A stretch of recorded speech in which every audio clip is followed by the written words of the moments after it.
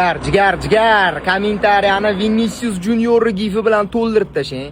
Bitta like bosing, realchilarga jo'nating. Vinicius Junior, sen mujiksan. Seni otang ham mujik bo'lgan, sen ham otangga qarab ketibsan. Xullas, eng zo'r to'g'ri yo'lni tanladi. 6 yillik shartnoma Real Madrid bilan 2032-yilgacha. Endi chap qanotda Vinicius Junior keyingi mavsumdan o'zini prime davrini ko'rsatadi degan umiddamiz. Jose Mourinho qo'l ostida.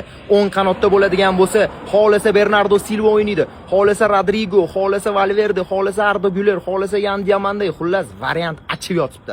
Real Madrid o'zini prime davriga chiqishga tayyor va sovrinlarni bitta-bittalab taxlab qo'yadi.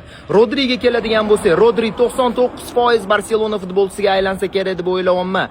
Realga kelishiga o'sha ishonchim qolmayapti. Mayli, kelmasa emas. Kelsa yaxshi edi, to'g'ri.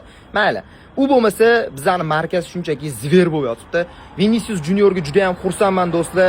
Sizlar ham qanaqa fikrdasizlar? Qolgani yaxshi bo'ldi, baribir. Baribir shu Real Madridda chap qanotida Viniani qiziqarli o'yinlarda, katta o'yinlarda shunaqangi olib chiqib ketadi va jamoani ruhlantirish qobiliyati bor Vinicius Juniorda. O'shaning uchun Viniga keyingi mavsumdan chap qanotda yana ishonib topshiramiz do'stlar.